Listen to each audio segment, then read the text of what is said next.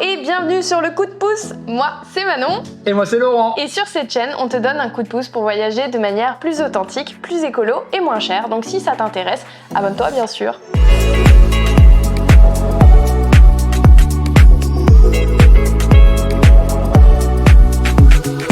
Avec Laurent, on fait le tour des Amériques, du Canada à Ushuaia. Et aujourd'hui, on t'emmène dans l'archipel des Galapagos. Le sujet de cette vidéo, ça va être comment faire des économies aux Galapagos. Parce que si tu es tombé sur cette vidéo, c'est sûrement que tu as envie d'y voyager, mais que tu t'es rendu compte que ça serait un sacré trou pour ton portefeuille.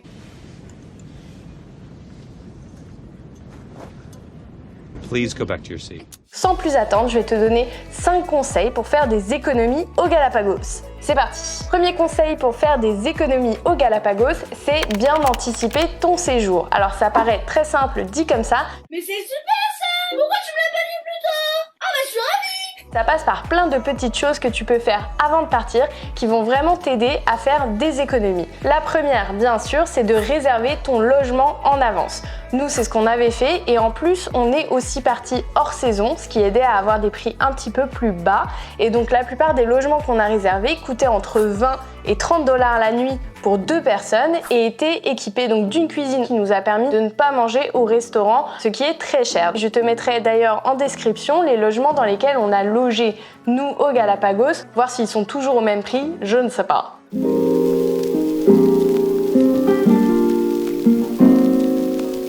Une autre façon de bien anticiper ton séjour, c'est de faire des courses de sec en équateur continental.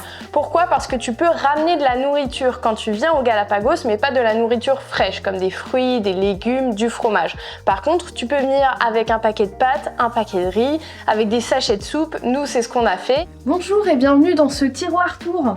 Alors dans ce tiroir, nous avons le garde-manger. Donc on a du pesto, on a de la confiture, on a pas mal de petites sauces, on a des soupes. On a mais genre 1000 soupes quoi. Enfin, on a plein de soupes. On adore la soupe. Ça me fait penser à notre voyage en Islande. On faisait du camping et on se nourrissait exclusivement de soupe. Si tu n'as pas vu cette vidéo, c'est juste ici.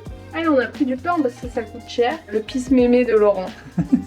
En fait, aux Galapagos, comme c'est un petit archipel très protégé, ils produisent très peu de leur nourriture et tout coûte quasiment le double de ce que ça va vous coûter sur le continent. Donc n'hésitez pas à garder un petit peu de place dans vos valises et à faire un plein de courses avant de partir.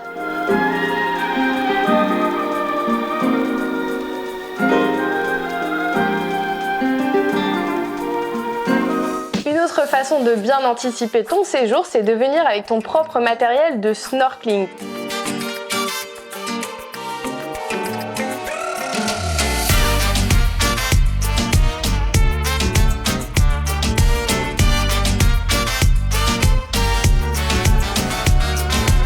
Galapagos, l'eau est souvent très froide et donc c'est bien si tu peux venir avec une combinaison au moins courte et un kit de snorkeling classique, c'est-à-dire un masque et un tuba.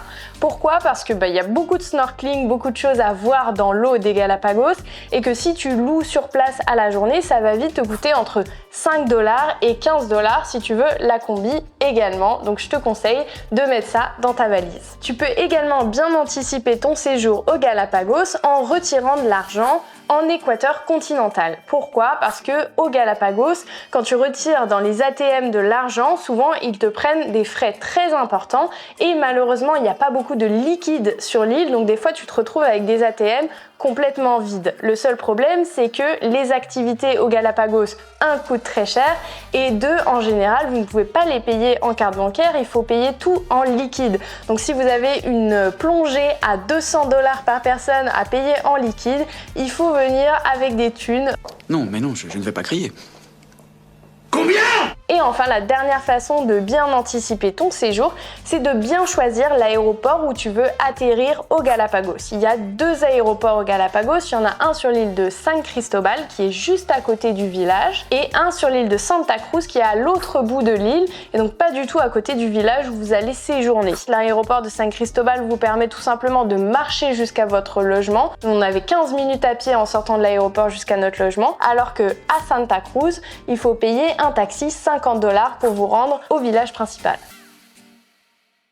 Conseil numéro 2 pour faire des économies aux Galapagos, c'est de faire des activités gratuites. Et la bonne nouvelle, c'est qu'il y a des activités gratuites absolument super à faire aux Galapagos et sur toutes les îles. Vous voulez des exemples? Oui, s'il te plaît, des exemples. Allez, d'accord. Je vais t'en donner quelques-unes qui sont mes préférées. La première, c'est de te rendre à la plage de la Loberia sur l'île de San Cristobal.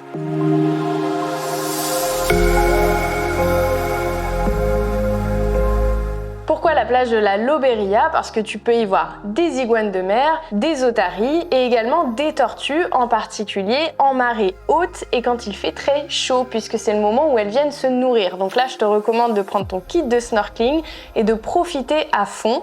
Ce qui est génial, c'est que tu vas voir probablement plus que ce que tu as vu dans des activités de snorkeling où tu as payé et pourtant c'est complètement gratuit. Tu peux également sur cette plage faire une petite randonnée jusqu'à un point de vue qui est très sympa.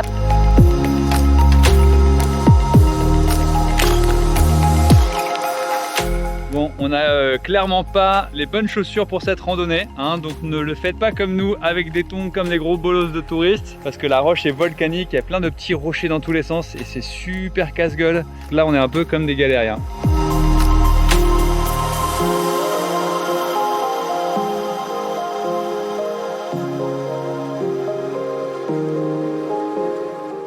Sur l'île de San Cristobal encore, tu peux te rendre au ponton de las Tirejetas. C'est là que tu peux nager avec des otaries. C'est un moment absolument extraordinaire. Alors bien sûr, il faut venir avec ton kit de snorkeling et c'est une petite crique avec des eaux cristallines où les otaries aiment beaucoup jouer.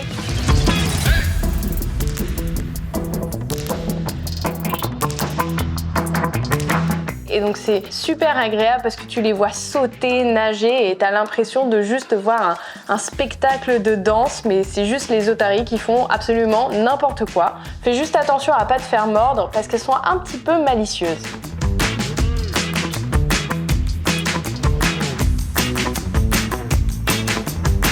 Ensuite, sur l'île de Santa Cruz, tu peux te rendre à la Laguna Las Ninfas qui est au cœur de la ville principale sur l'île de Santa Cruz. C'est une petite lagune très agréable où tu peux aller prendre le goûter et profiter d'une bonne glace à l'italienne. Si vous voulez un petit snack pas cher sur Santa Cruz, vous pouvez venir ici à Helado Stato. Ça coûte 1 $ la glace à l'italienne avec du chocolat dessus et c'est trop bon. On a trouvé un petit spot, la Laguna, juste à côté du centre-ville de Santa Cruz pour déguster la petite glace avec le sunset. Enfin, on a également adoré la plage de Tortuga Bay sur l'île de Santa Cruz. Il y a une petite balade pour l'atteindre qui est magnifique au milieu des cactus. C'est également une plage de sable blanc paradisiaque et tout au fond de cette plage, vous allez découvrir des mangroves où vous allez voir beaucoup d'iguanes mais également plein de requins à pointe blanche qui dorment en général entre midi et 2 quand il fait très chaud. Vous n'avez même pas besoin d'un kit de snorkeling en fait pour les voir puisque vous les voyez déjà de l'extérieur de l'eau. C'est assez impressionnant à faire absolument et c'est gratuit. Troisième conseil pour faire des économies, depuis tout à l'heure je fais 2. Mais non. Troisième conseil pour faire des économies aux Galapagos. Dans cette partie, je vais te parler des petites dépenses mais qui valent le coup selon moi. La première, c'est l'excursion Tintoreras à réaliser sur l'île d'Isabela.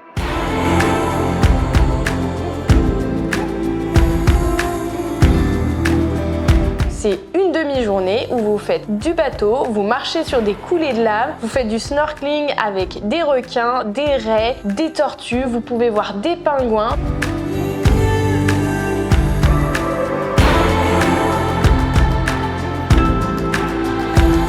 C'est hyper complet et l'excursion coûte entre 20 et 25 $. Donc je trouve ça très peu cher pour l'expérience vécue, sachant qu'au Galapagos, une plongée c'est quand même 200 $. Donc là, 25 $ pour ça, je trouve ça génial à faire absolument. Ensuite, sur l'île d'Isabela également, c'est l'ascension du volcan Sierra Negra. Malheureusement, par souhait de préservation de ce lieu, on est obligé en fait de réaliser cette activité avec un guide et donc c'est pour ça qu'elle coûte 35 $. Ça reste quand même une super randonnée qui se fait sur une journée complète, donc qui est assez longue et une activité relativement peu chère par rapport aux autres activités au Galapagos, donc on recommande fortement.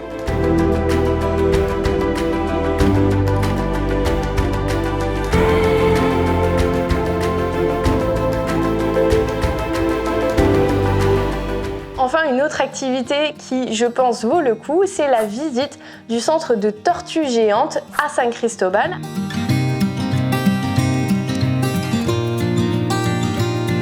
Ce centre de tortues géantes, il est gratuit d'accès, mais en fait pour y aller, vous allez avoir besoin des services d'un taxi. Donc les taxis à San Cristobal vous proposent sur une demi-journée de vous emmener à une lagune au sommet de l'île, puis ensuite de vous emmener à Puerto Chino, qui est une magnifique plage, et de vous arrêter au centre de réintroduction des tortues géantes, qui est gratuit. Donc c'est 50 $, vous pouvez les partager entre les passagers du taxi. Donc je vous recommande de partir à 4, ça reste une petite dépense pour avoir une super demi-journée d'activité. Quatrième étape, maintenant je vais te parler des dépenses qui selon moi ne valent pas le coup. C'est selon notre expérience bien sûr, et d'autres personnes vous diraient sûrement autre chose, mais je m'en fiche, c'est ma chaîne YouTube, donc je dis ce que je veux.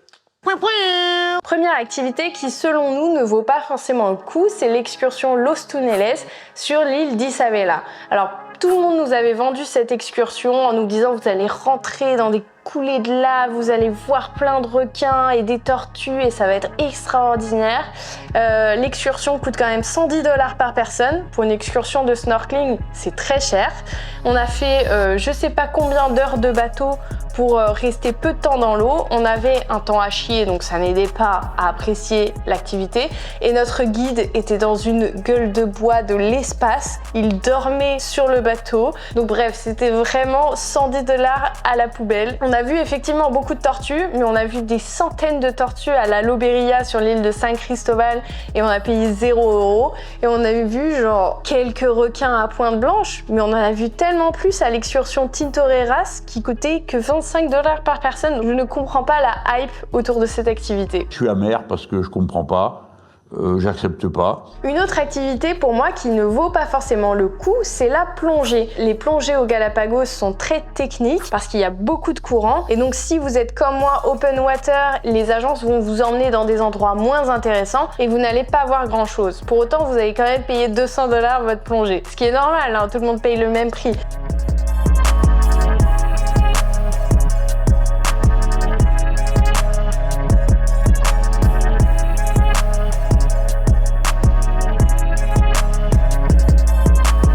Si vous êtes un plongeur expérimenté, vous avez votre niveau 2 et que vous avez une quinzaine de plongées à votre actif, là ça va valoir le coup et ça va être intéressant. Sinon, je vous recommande plutôt d'aller plonger en Colombie parce que ça coûte 40 $ pour 2 plongées et pas 200 $. Il faut savoir aussi qu'on était aux Galapagos en hiver, donc l'eau était très froide et en fait les agences de plongée ne proposent pas un équipement plus épais en hiver. J'avais lu que pour plonger aux Galapagos en hiver, il fallait absolument une combinaison d'eau froide et que les agences proposeraient ça, mais en fait aucune agence ne propose ça. Donc je trouvais ça quand même très cher pour un équipement qui n'était pas forcément adapté à la température de l'eau et forcément on profite moins de l'expérience quand on se gèle le cul dans la combinaison. Je peux pas vous dire combien de fois Laurent il a essayé de pisser dans sa combi pour se réchauffer. C'est pas vrai! Moi aussi j'ai fait pipi. C'est dégueulasse. Lately, it's like my body has gotten tired. I'm not inspired the way I once was. Cinquième partie de cette vidéo, je vais te parler des dépenses incompressibles malheureusement de ton séjour aux Galapagos. Alors tout d'abord, c'est bien sûr les achats de tout ce qui est produits frais, fruits et légumes, fromage. Si tu veux cuisiner toi-même, eh ben, tu vas devoir acheter ça sur l'île puisque tu ne peux pas venir avec. Ça coûte beaucoup plus cher que sur le continent et donc faut compter au moins 30 $ par personne et par semaine pour se nourrir en produits frais. Ensuite, deuxième dépense incompressible, c'est les transferts en bateau, à condition que bien sûr tu aies prévu de visiter d'autres îles. Les transferts en bateau aux Galapagos coûtent environ 30 $ par personne.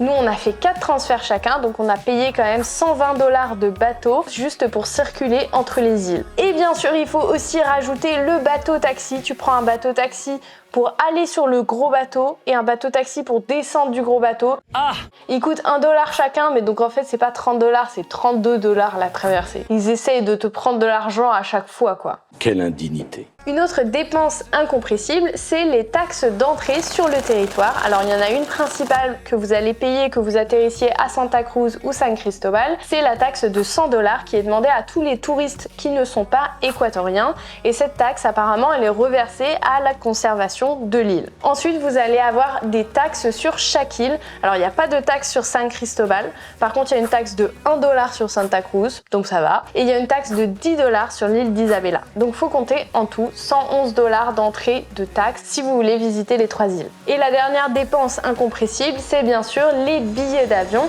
À savoir que nous, quand on a voyagé là-bas, il y avait une règle par rapport au Covid qui faisait qu'on était obligé en tant que touriste étranger de réserver des billets première classe dans l'avion. Donc on a quand même payé 350 € notre aller-retour depuis l'Équateur. Mais bonne nouvelle, aujourd'hui cette obligation de réserver un billet première classe n'existe plus. Donc si vous avez lu ça sur des groupes, sachez que ça n'existe plus pour vous. Dans tous les cas, je vous recommande de vous y prendre en avance et de peut-être éviter de partir au pic de la saison haute parce que c'est là que vous allez payer le plus cher bien sûr.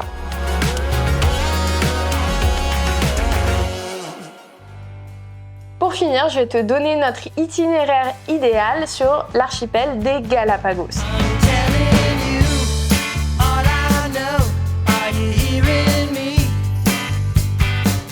Cet itinéraire il dure 9 à 10 jours. Il s'agit de 3 jours sur l'île de San Cristobal, qui est notre île préférée qu'on a trouvée extrêmement authentique.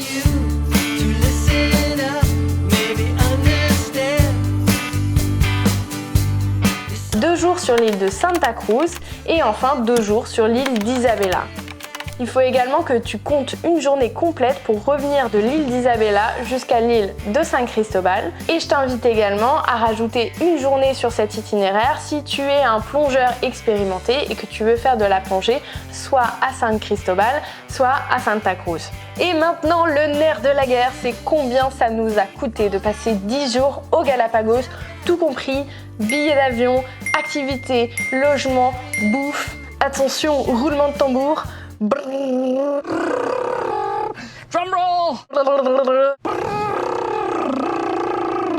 1200 € par personne pour 10 jours, c'est extrêmement cher. Donc voilà, je ne retournerai jamais aux Galapagos parce que je n'ai plus d'argent. Help me, I'm poor. C'est tout pour aujourd'hui, merci à tous et à bientôt pour une nouvelle vidéo sur le coup de pouce. À bientôt!